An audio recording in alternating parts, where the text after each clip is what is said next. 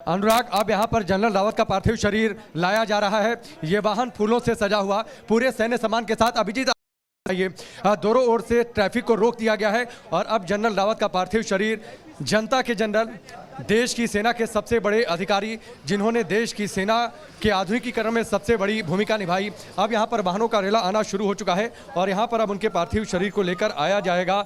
और अभी फिलहाल अंदर जो कॉफिन दिखाई दे रहा है उसमें मधुलिका रावत का पार्थिव शरीर रखा हुआ है, जो मैं देख पा रहा हूँ।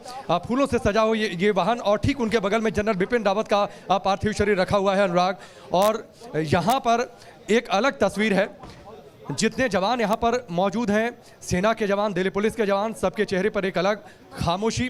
ये इस दिन की कल्पना किसी ने नहीं की थी कि जनरल रावत जो इतना मुखर जिनका व्यक्तित्व था वो उन्हें इस तरीके से विदाई देनी पड़ेगी, जिसका जिक्र हमारे जो डिफेंस एक्सपर्ट हैं वो जिक्र कर रहे थे।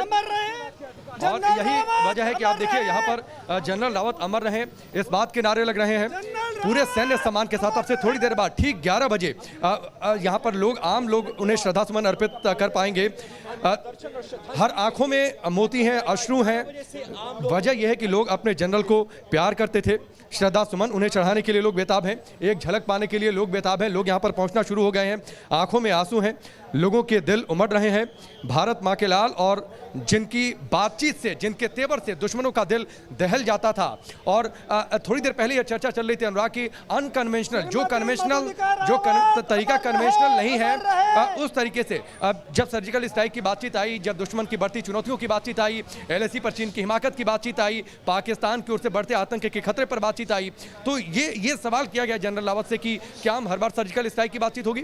तो उन्होंने कहा सर्जिकल स्ट्राइक तो एक शब्द है और एक तरीका है कि हम गए उरी के बाद हमने फिर बदला लिया, और लेकिन तरीका दुश्मन को कैसे हिट करना है, कब हिट करना है, कहां हिट करना है, ये इसके कई सारे हजार तरीके हैं। तो उनसे यह सवाल किया गया था क्या सर्जिकल स्ट्राइक बार बार होगी? उन्होंने कहा सर्जिकल स्ट्राइक तो एक बार है, एयर स्ट्राइक एक बार है, लेकिन हमारे पास इतने तरीके हैं दुश्मन को हिट करने के लिए, आतंकियों को हिट करने के लिए, उन तरीकों के बारे में आप सोच नहीं सकते हैं। तो ये दिखाता है कि उनका विजन कितना क्लियर है, बढ़ती चुनौतियों के मद्देनजर उनका कितना ज्यादा विजन क्लियर है। हमें याद है कि म्यांमार की सीमा पार से जब आतंकी आए थे, म्यांमार की सीमा में घुसकर किस तरीके से सैनिकों ने ऑपरेशन को एक अंजाम दिया था, वो तस्वीर आपको याद होगी। फिर उसके बाद उरी में अटैक हुआ, उसके बाद सर्जिकल स्ट्राइक हुई, फिर एयर स्ट्राइक हुई, बालाकोट एयर स्ट्राइक। ये सब कुछ उनके दिमाग, उनकी स्ट्रैटेजी, सबसे बड़े स्ट्रैटेजिस्ट के तौर पर। और यही वजह है कि यहाँ पर अब देखिए लोगों का जमावड़ा मेरी जहाँ तक नजर जाएगी, लोग यहाँ पर पहुँचना शुरू हो रहे हैं इस उम्मीद में कि उन्हें आखिरी विदाई दे पाएं, इस कार्यक्रम में शामिल हो पाएं।